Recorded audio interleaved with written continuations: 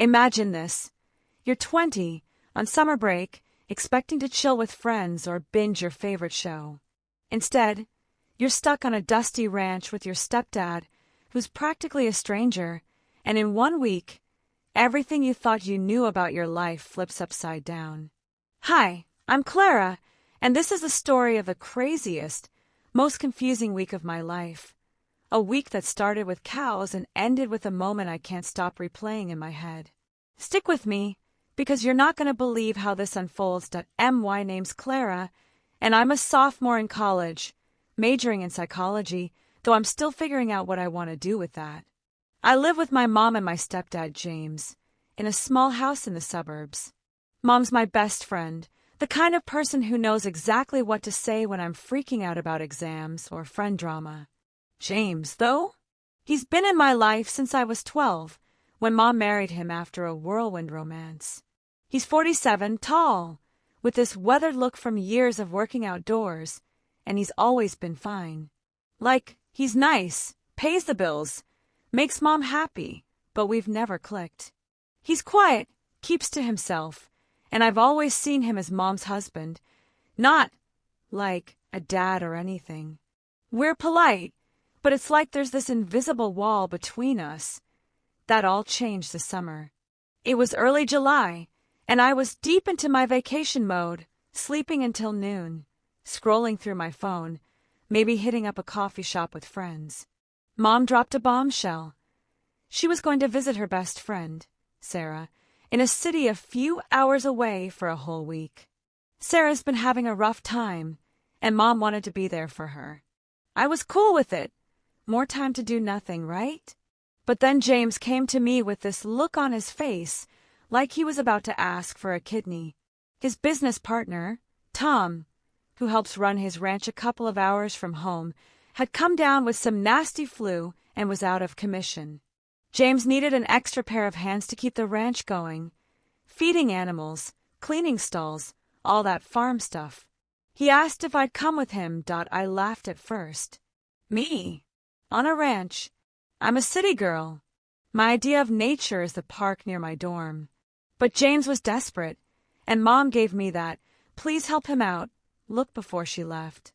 So I packed a bag, mostly jeans, t-shirts, and my favorite sneakers, which I'd soon regret, and we hit the road. The drive was quiet, just the hum of the truck and some old country station James had on low. I kept sneaking glances at him, trying to figure out what I was in for. His hands gripped the wheel, knuckles rough from years of work, and he had this faraway look, like he was already thinking about the ranch. I wondered what it'd be like, just the two of us, no Mom to bridge the gap. The ranch was something else. It's this huge spread of land, with rolling green fields, a big red barn that looks straight out of a movie, and a farmhouse that's cozy but definitely seen better days. There's a herd of cows, a few horses, some goats that I swear were plotting against me, and even a couple of chickens running around like they own the place. The air smelled like hay and earth, and the silence was so loud it freaked me out at first. No Wi-Fi, spotty cell service, basically my worst nightmare. James showed me around, pointing out the stables, the milking shed, the feed storage. "We'll keep it simple," he said, his voice steady but kind. "Just follow my lead." Day one was a crash course in ranch life. James woke me up at, 6 a.m., which should be illegal. I dragged myself out of bed, threw on a hoodie, and stumbled to the barn. He taught me how to muck out stalls, shoveling manure is as gross as it sounds, how to fill water troughs, and how to measure grain for the horses. My arms ached by lunch, and my sneakers were ruined, caked in mud and who knows what. But James was patient, more than I expected. He'd correct me gently, like when I spilled half a bucket of feed, and he'd nod when I got something right. "Not bad, Clara," he'd say, and I'd feel this weird pride, like I was proving myself that we'd break for lunch under this massive oak tree near the farmhouse. James would pack sandwiches, ham and cheese, nothing fancy, and we'd sit on a blanket, the sun warm on my face. Those moments were quiet at first, but they started to feel nice. Without Mom or my phone to distract me, I noticed things about James I'd never paid attention to. The way his eyes crinkle when he smiles, or how he'd hum these old country tunes under his breath while he worked. He started telling me stories, how he bought the ranch after saving for years, how he delivered his first calf in a storm, how he almost lost the place during a bad drought. I'd always seen him as a stoic guy, but out here he was different. He was real to be why the second day we had a rhythm. Mornings were for the heavy stuff, feeding, cleaning, checking fences. Afternoons were lighter, like brushing the horses or fixing a gate. I started to like the work, even if I'd never admit it. There was something satisfying about seeing a clean stall or a happy cow munching on hay. James noticed, too. "You're a natural," he said once, and I rolled my eyes, but I was secretly pleased. He started standing closer when he showed me things, like how to check a horse's hooves or mix the feed just right. His hand would brush mine when he passed me a tool, and I'd catch him watching me sometimes, not in a creepy way, but like he was seeing me for the first time. It made my stomach do this weird flip, and I wasn't sure why. The third night was when things got interesting. After dinner, James grilled burgers on this ancient stove that looked like it belonged in a museum. We were both too tired to do much. The TV in the farmhouse was busted, and my phone was useless without signal. James rummaged through a drawer and pulled out a deck of cards. "Wanna play?" he asked, a playful spark in his eyes I hadn't seen before. I shrugged, why not?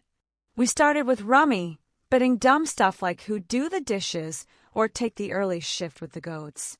We were laughing, actually laughing, and it hit me that I'd never seen James like this. Relaxed, fun, almost like a friend. Then he suggested playing for wishes. "Nothing wild," he said, grinning. "Just something to keep it interesting." I was game, thinking it'd be silly. The first few rounds were a blast. I won once and made him sing a verse of some twangy country song. He was terrible, and we both cracked up. He won the next round and made me read the ingredients on a cereal box like I was auditioning for a play, complete with dramatic pauses. I was dying laughing, tears in my eyes, and he was too, his deep chuckle filling the room. It felt good, like we were finally connecting. Then he won a big hand, and his grin turned mischievous. "All right, Clara," he said, leaning back in his chair, cards fanned out in front of him. "I wish for you to milk Daisy tomorrow morning." Daisy's this massive Holstein cow who'd been giving me side-eye since day one, like she knew I was a rookie. I groaned, loud and dramatic, but a deal's a deal. "Fine," I said, crossing my arms. "But you're gonna regret this when I mess it up." The next morning, I trudged to the milking shed, James behind me with a bucket and a stool. He showed me the setup, clean the udder, position the bucket, pull the teats just right. I felt like an idiot, my hands clumsy, Daisy shifting like she was annoyed with me. James stood close, arms crossed, watching. "Squeeze, don't yank," he said, his voice soft but firm. I glanced up, and he wasn't looking at Daisy. He was looking at me, his eyes intense, like he was studying every move I made. My cheeks burned, and I fumbled, milk splashing onto my jeans. "You're doing fine," he said, but his tone was different, quieter, and when I looked again, his face had this flush, like he'd been caught thinking something he shouldn't. He stepped back fast, clearing his throat. "Good job," he muttered, turning to grab another bucket. I kept milking, my heart racing, pretending I hadn't noticed. But I had, and it wasn't just that moment. The rest of the day, I kept catching him, his eyes lingering when I brushed my hair out of my face, or the way he'd stand a little too close when he showed me how to fix a fence post. It wasn't creepy, but it was something. Like he was seeing me as Clara, not just his stepdaughter. And I don't know why, but part of me liked it to be day 4. I was a mess of emotions. I liked being around James, more than I ever thought I would. Out here, away from Mom, away from our usual routine, he was different. He'd joke with me, tease me about my city girl ways, and share bits of his life I'd never heard before. like how he wanted to be a vet when he was younger but couldn't afford the schooling, or how he built the farmhouse porch himself. I started opening up too, telling him about college, my friends, even the guy I'd been crushing on who ghosted me last semester. It felt easy, natural, like we were friends. But then there'd be those moments, his hand brushing mine, or the way he'd smile when I laughed, and my stomach would twist again, part excitement, part guilt. I kept thinking about Mom, about what she'd think if she saw us like this. Day 5, things got weirder. We were working in the barn, stacking hay bales, and I was sweaty, my hair sticking to my neck. James handed me a water bottle, his fingers grazing mine, and he didn't pull away right away. "You're tougher than you look," he said, his voice low, and I swear his eyes flicked to my lips for half a second. I mumbled something dumb, like thanks, I guess, and turned away, my face hot. Later, we were fixing a gate, and he stood behind me, showing me how to use the drill, his chest so close I could feel his breath on my neck. "Like this," he said, guiding my hands, and I froze, my pulse hammering. He stepped back quick, like he realized he'd crossed a line, but the air felt thick, charged. That night I couldn't sleep. I lay in the guest room, staring at the ceiling, replaying every moment. Was I imagining things? Was he just being nice, and I was reading too much into it? But those looks, those touches, they weren't nothing. And the scariest part, I didn't hate it. I felt alive out here, seen in a way I hadn't been before. But I also felt guilty, like I was betraying Mom just by thinking these thoughts. I tossed and turned, wondering what the hell was happening to me. Then came day 6, the day everything fell apart. It was late afternoon, and I was leading Luna, the skittish mare, back to the stable. My head was all over the place, thinking about James, about that look in the milking shed, about how easy it was to talk to him. I wasn't watching my step, and I tripped over a tree root sticking out of the ground. Luna freaked, rearing up, and I went down hard, my leg twisting under me. The pain hit like a freight train, sharp and blinding, and I screamed, more from shock than anything. James was there in seconds, dropping the tools he'd been carrying. "Clara, don't move," he said, kneeling beside me. His hands were steady, checking my leg, but his face was pale, eyes wide with worry. "Think it's broken," he said, his voice tight. "We gotta get you to a hospital." Before I could protest, he scooped me up, carrying me to the truck like I was weightless. My leg throbbed, but all I could focus on was him, his arms strong around me, his jaw clenched, the way he kept glancing at me like he was terrified. The drive to the hospital was a blur. I was shaking, the pain making my head fuzzy, but James kept talking, trying to keep me calm. He told me about the time he broke his arm as a kid, falling off a tractor, how his dad had to drive him an hour to the nearest doctor. "You're gonna be fine," he kept saying, like he was convincing himself as much as me. At the hospital, they confirmed it, a clean break in my tibia. They put me in a cast, gave me crutches and some pain meds, and sent us back to the ranch with orders to rest. IT was late when we got back, the sky pitch black, stars everywhere.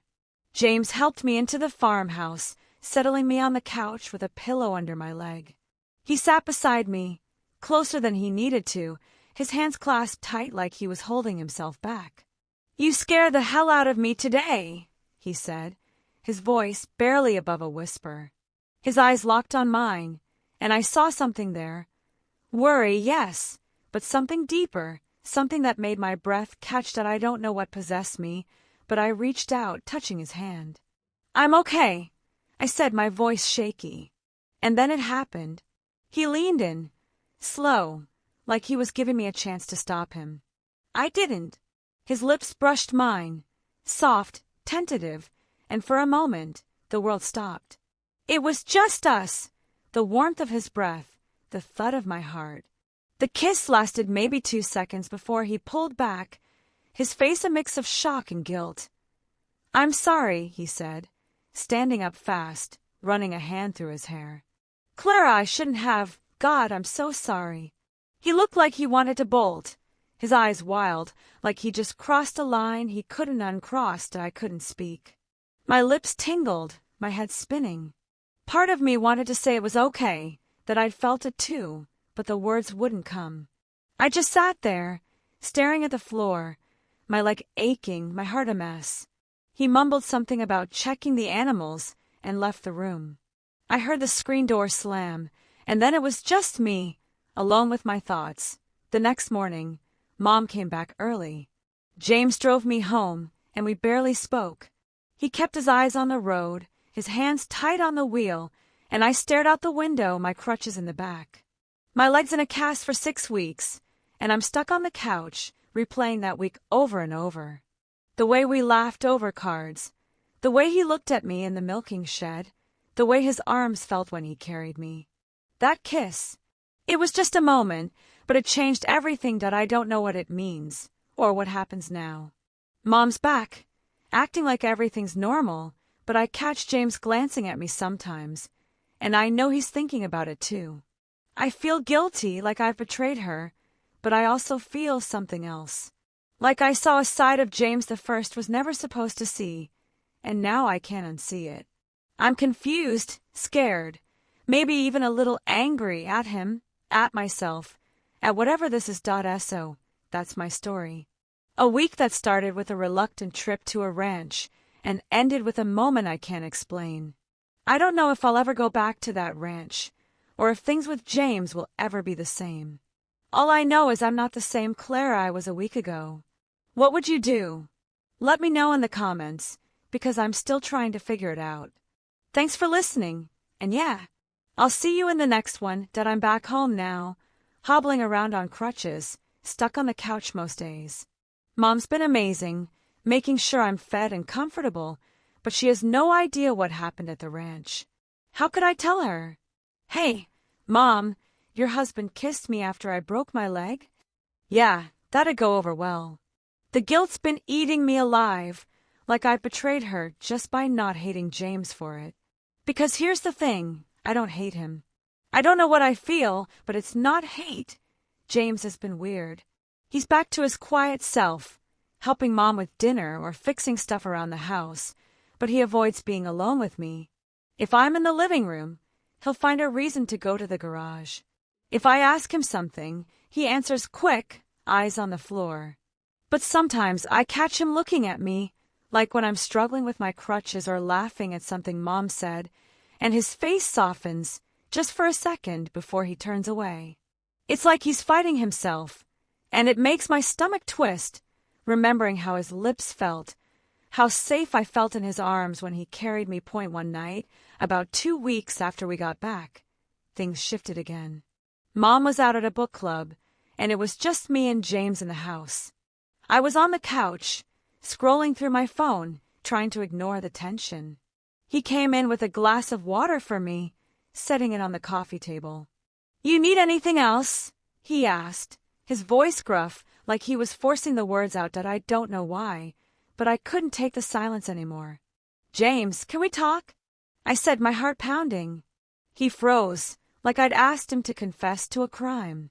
For a second, I thought he'd bolt, but he sat down on the armchair across from me, hands clasped tight. "About what?" he said, though we both knew. "The ranch," I said, my voice barely steady. "What happened? We can't just pretend it didn't." His face went pale, and he looked away, jaw tight. "Clara, I messed up. I never should have. I'm sorry. It was a mistake." The word mistake stung more than I expected. "What was it?" I asked, before I could stop myself, because it didn't feel like one. Not to me. His eyes snapped to mine, wide, like I'd just thrown a grenade. "Clara, don't," he said, voice low. "You're my stepdaughter. Your mom, she trusts me. We can't." "I know," I said, tears prickling. "I know it's wrong, but I can't stop thinking about you. Out there, you were different. You saw me, really saw me, and I liked it. I'm not saying I want. I don't know what I want. I just need to understand." He ran a hand through his hair, looking like he was in pain. You're 20, Clara. You've got your whole life ahead of you. I'm 47, married to your mom. What happened was a moment, a stupid moment. I was scared you were hurt, and I let it get to my head. It won't happen again. But his voice cracked and I saw it. The same flicker I'd seen in the milking shed, the same softness when he carried me. He wasn't as sure as he sounded, and that scared me, because it meant I wasn't crazy for feeling this way till he sat there, the silence heavy, until he stood up. "Get some rest," he said, and left the room. I heard the back door open, and I knew he was going to the shed, probably to tinker with something until Mom got home. I cried that night, quiet so no one would hear, because I was so confused. I didn't want to hurt Mom, but I couldn't unfeel what I felt. Since then, things haven't gotten easier. I'm back at college now, limping around campus, and the distance helps, but I still think about him. About the ranch, the way we laughed, the way he looked at me. I haven't told anyone, not my friends, not a therapist, nobody. How could I? It's not like I can post this on social media and ask for advice that I don't know what's next. Part of me wants to forget it, to go back to seeing James as just Mom's husband. But another part, the part that keeps me up at night, wonders what would have happened if I'd kissed him back longer, if we talked more that night. I'm scared of what that means, about me, about us. All I know is I'm not the same person I was before that week, and I don't think James is either. So that's where I'm at. A broken leg, a broken heart, and a secret I don't know how to carry. What would you do? Drop it in the comments, because I could use some perspective. Thanks for listening, and I'll keep you posted. See you in the next one.